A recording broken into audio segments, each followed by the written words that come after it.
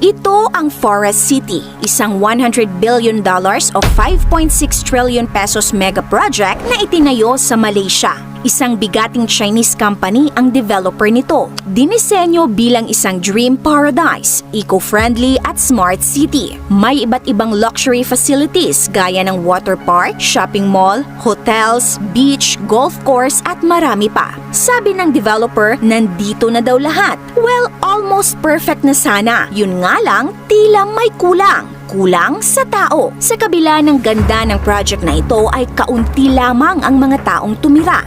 Dahil dito binansagan ito bilang Ghost City. 700,000 katao sana ang target na titira sa syudad na ito. Ngunit as of today, halos lahat ng mga units ay walang nakatira. Halos walang taong makikita sa paligid. 90% ng mga shops ay sarado. At sa gabi ay kitang-kita na kaunti lamang sa mga units ang okupado. Empty, abandoned skyscrapers. There's nobody around. It's all empty. Wow! Ngunit alam nyo ba, lampas 80% ng mga units dito ay nabili na daw. Kaya ang malaking tanong, nasaan ang mga may-ari ng mga units? Bakit hindi sila tumira dito?